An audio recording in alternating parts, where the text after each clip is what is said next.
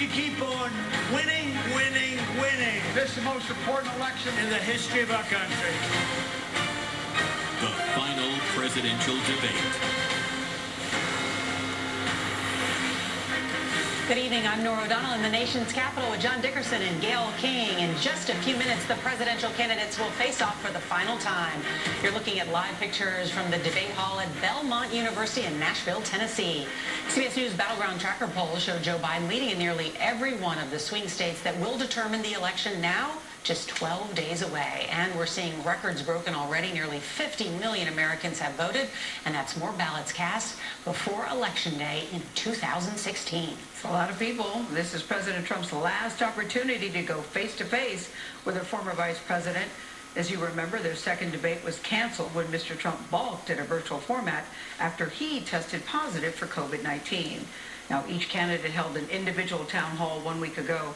Both were tame affairs compared to that first meeting, which you can describe as an over-the-top slugfest, marred by insults and interruptions that left many wishing the organizers could simply just cut the microphones. So tonight, while one candidate is answering a direct question for 2 minutes, the other candidate's microphone will be muted.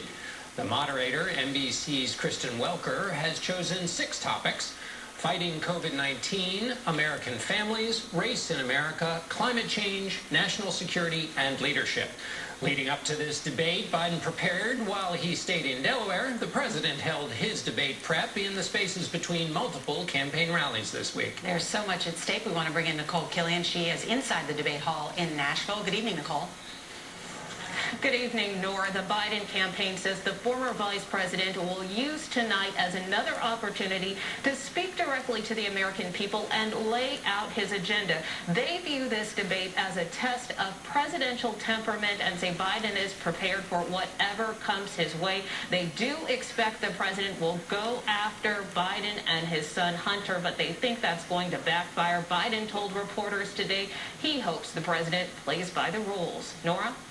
All right, let's bring in on the line in this election. Wolf? It certainly is, and only 12 days left in this election campaign.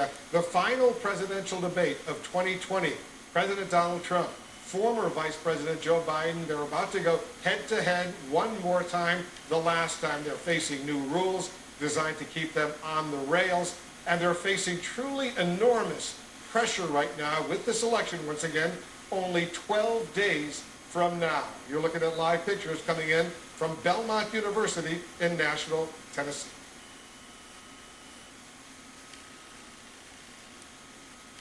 KRISTEN WELKER at the ready. There are 6 segments, 15 minutes each, a 2-minute statement by each candidate at the top, followed by discussion. And so we will turn it over to our colleague, NBC News' KRISTEN WELKER. Good evening from Belmont University in Nashville, Tennessee. I'm KRISTEN WELKER of NBC News, and I welcome you to the final 2020 presidential debate between President Donald J. Trump and former Vice President Joe Biden. Tonight's debate is sponsored by the Commission on Presidential Debates. It is conducted under health and safety protocols designed by the Commission's health security advisor. The audience here in the hall has promised to remain silent. No cheers, boos, or other interruptions, except right now, as we welcome to the stage former Vice President Joe Biden and President Donald J. Trump.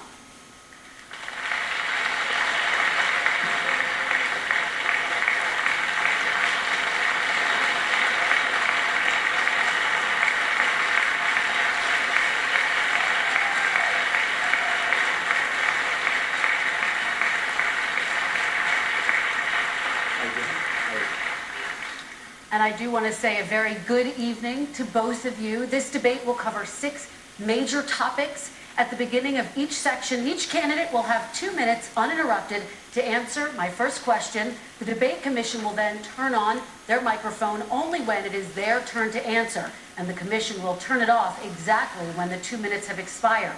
After that, both microphones will remain on, but on behalf of the voters, I'm going to ask you to please speak one at a time. The goal is for you to hear each other and for the American people to hear every word of what you both have to say.